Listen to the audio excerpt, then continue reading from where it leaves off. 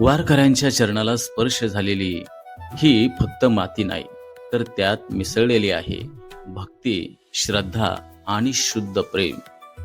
आषाढ महिना, आषाढी एकादशी, त्या विठ्ठलाच्या दर्शनासाठी पायी चालत येणारे महाराष्ट्रातील आणि देशातील लाखो वारकरी.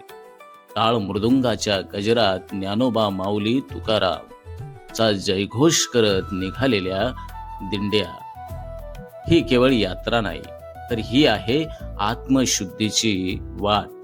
ही आहे माणुसकीची शिकवण देणारी अमूल्य परंपरा.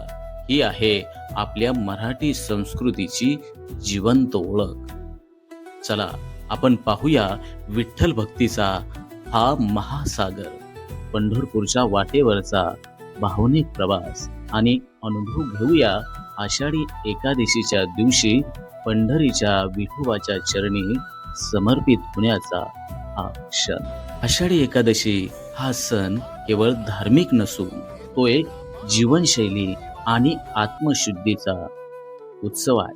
वारकऱ्यांची निस्सीम श्रद्धा आणि विठोबावरचं प्रेम या दिवशी ओसंडून वाहत असतं.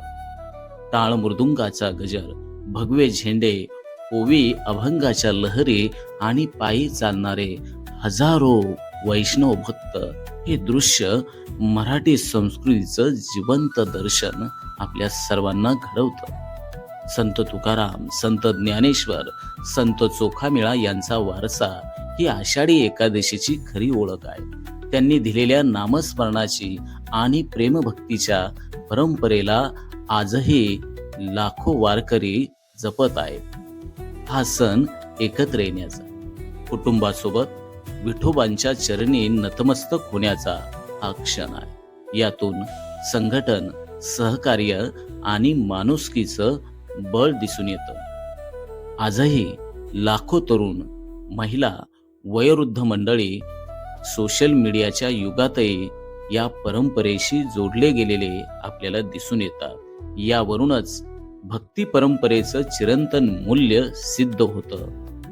मित्रो, हा व्हिडिओ केवळ माहिती देत नाही, तर आपल्या सर्वांच्या मनाला स्पर्श करून त्यांना विठोबाच्या भक्तीत सामील होण्याची प्रेरणा देतो. पंढरपूरचा विठोबा हे महाराष्ट्राचं दैवत.